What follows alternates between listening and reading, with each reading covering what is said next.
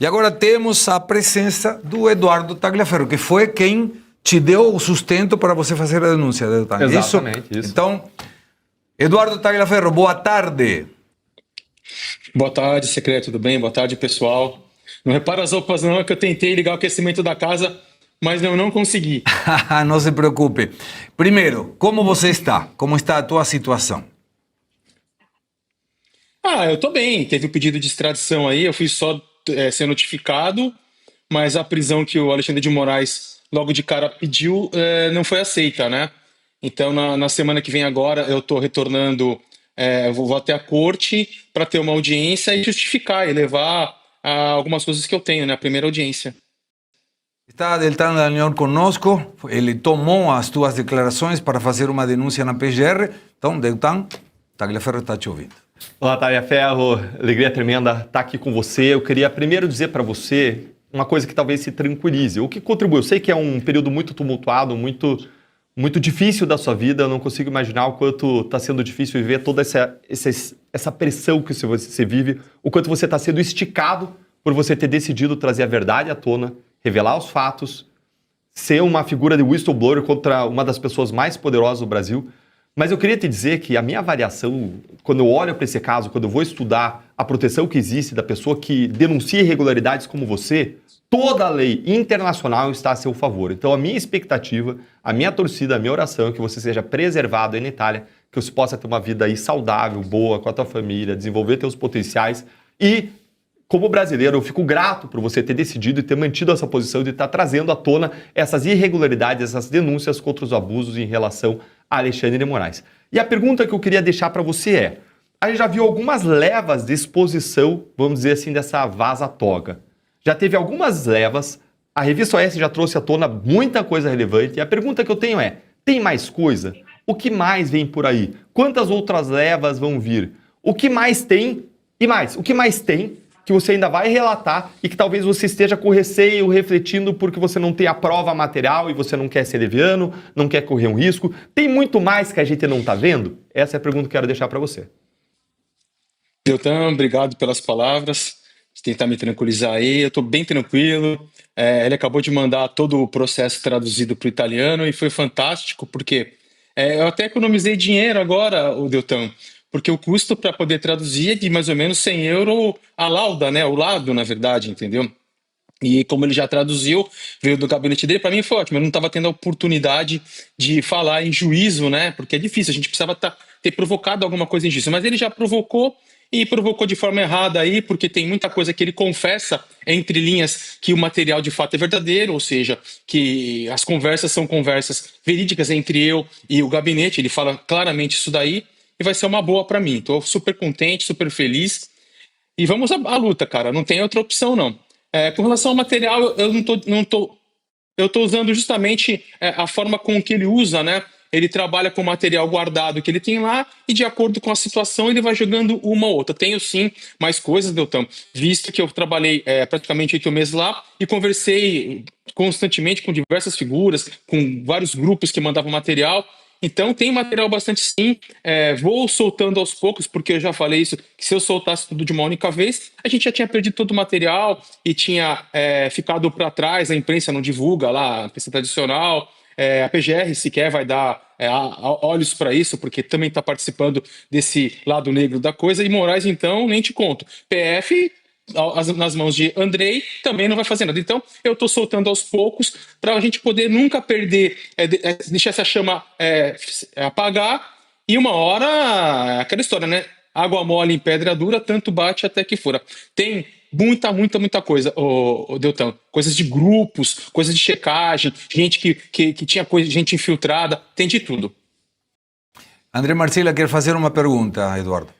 Tudo bem, Tagliaferro? Prazer falar contigo. Boa tarde. Na verdade, eu tenho 3 perguntas, mas eu vou ser bem direto nas 3. A primeira é em relação ainda a isso que o Deltan perguntou. Se você puder ou quiser responder, a minha pergunta é: você tem mensagens ou áudios diretos do Moraes? Você tem alguma coisa que seja dele mesmo, ou todas são indiretas ou ordens indiretas que chegavam ao gabinete?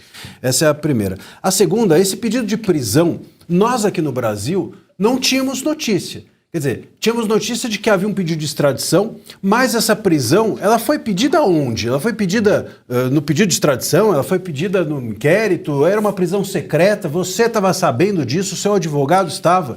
E a minha terceira questão é que, vendo as suas entrevistas, você disse que aí na Itália o Moraes ele não é conhecido. Os ilícitos do Moraes não são conhecidos, que sequer há conhecimento das autoridades de que a ele foi aplicada a Magnitsky. E eu, inclusive, tive acesso a um documento que, enfim, imagino que seja o que entregaram a você, e que num dos itens diz, vou uma tradução livre aqui, diz que até o momento não surgem condições impeditivas à extradição, nos termos do Código de Processo Penal italiano e do Tratado de Extradição. Então, a minha pergunta é, diante dessa ausência de conhecimento efetivo da Itália a respeito do que acontece com você e do que acontece no Brasil, o que você pretende fazer efetivamente nessa audiência ou daqui para frente? O trabalho de esclarecimento seu a respeito do absurdo que acontece no Brasil vai ser aí na Itália, diante das autoridades italianas, de que forma, de que porte e como que você pretende levar isso para frente? Marcília, obrigado pela pergunta. É um prazer estar falando com você também aqui, sou seu fã. Acompanho sempre você. Vou começar a pergunta das respostas de trás para frente, né? Quando você fala que Moraes não é conhecido de fato aqui, ninguém sabe o que acontece no Brasil, principalmente judiciário, ninguém conhece Moraes na justiça, ninguém sabe, quando se fala que é um ministro, o ministro para eles é outra concepção, visto o regime aqui ser parlamentarismo. Então, eles não têm ideia que é um cara na instância final, né, no último grau da justiça brasileira, fazendo essas coisas. Eles têm uma outra concepção. Aqui se trabalha como a gente aprendeu direito na faculdade. Primeira instância. Quem não tem foro privilegiado, primeira instância. Geralmente vem da Polícia Judiciária ou da PGR, ou alguém provoca, para depois chegar por último no juiz. Diferentemente do que ele está fazendo. Começa por ele, já praticamente sentenciado, e se faz todo o processo inverso. Então ninguém conhece, mas assim, graças a Deus, é o que eu acabei de falar para o Deltan, ele mandou todo o processo para cá, e com isso, o que está acontecendo? Com isso, ele acabou me ajudando a pegar e a traduzir para o italiano isso, feito por ele, já está na justiça, então vai ser muito melhor do que eu imaginava, porque eu teria que fazer toda essa tradução, pegar esse material, aí tem aquela história, né?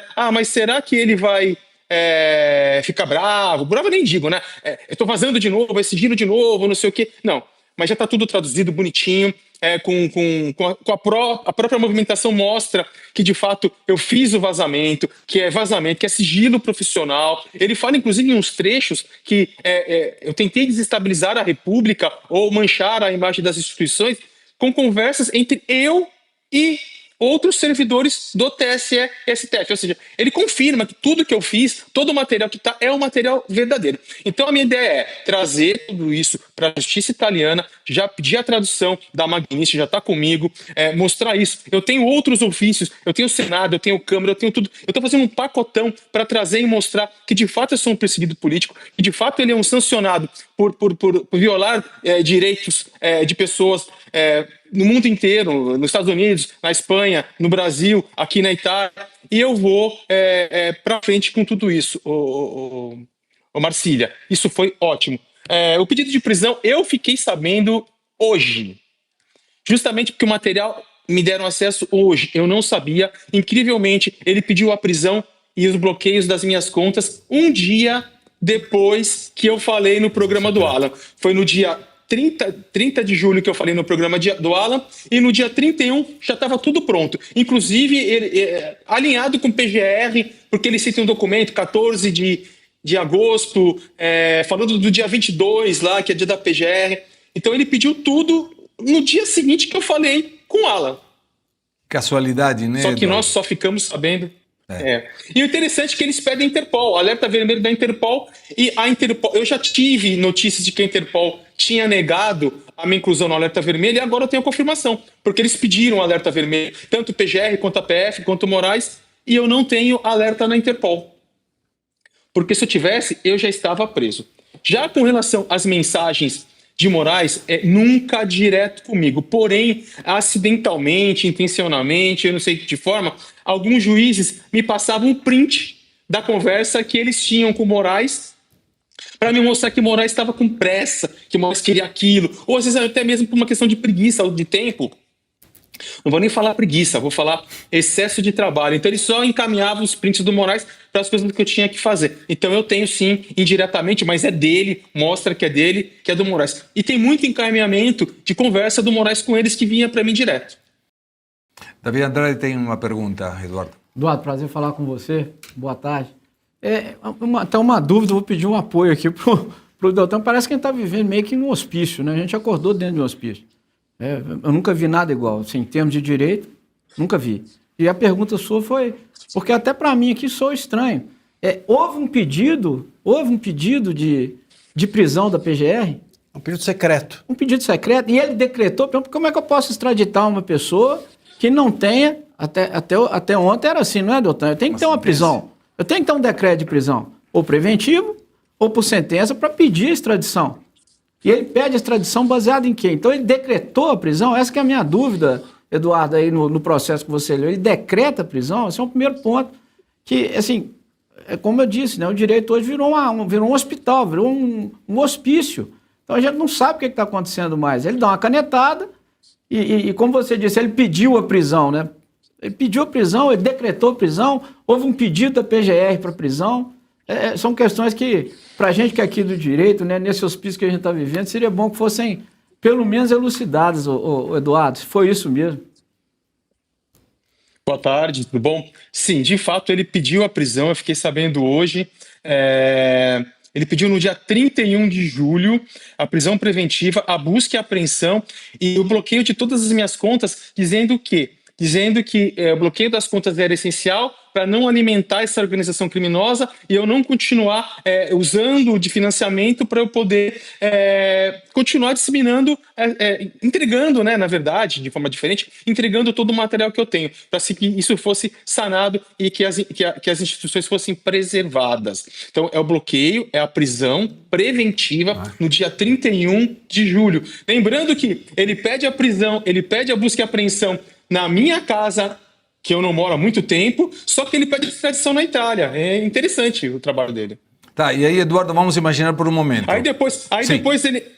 Diga. Aí depois ele me cita por edital dizendo que não sabe onde eu tô. Mas imaginemos por um momento que você é extraditado. Aí quando chega aqui diz, não, foi perseguição, não tem sentença nenhuma, pode voltar para a Itália. É uma vergonha, por onde seja. Eu lembro muito, e já para te despedir, Eduardo, de novo, muito obrigado pelo teu tempo. Uma vez eu ouvi de um saudoso Ricardo Boechat, um jornalista gigantesco. Foi meu cliente. Então, e era argentino. Era argentino. Como é que eu me dou bem com a Argentina? E a gente dividiu, inclusive, uma camiseta, metade argentina, metade brasileira. Eu fiquei com uma e Ricardo Boechat ficou com a outra. E eu lembro que ele tinha uma fábula que dizia que uma vez chega um amigo e fala para um outro amigo, dizendo, cara, eu vi a tua esposa com outro cara, com binóculos, através da janela, no sofá da tua casa. Aí ele volta uma semana depois e fala, já resolvi.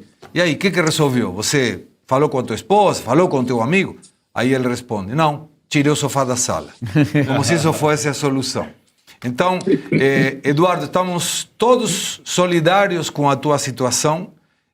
Qualquer coisa, sempre os microfones do Faroeste Brasileiro, da revista Oeste, estão abertos para continuar divulgando as coisas que são arbitrárias e que te colocaram nessa situação, e desejamos que tudo isso possa ser resolvido rapidamente e que você possa voltar, se é possível, à normalidade. Então, muito obrigado. Obrigado, Segré. É sempre um prazer estar com você. Adoro estar aqui com todos e conte sempre comigo. Sempre que precisar também, quiser alguma informação, eu estou à sua disposição. Um abraço a todo mundo aí e vamos esperar um Brasil melhor. A gente se vê em breve.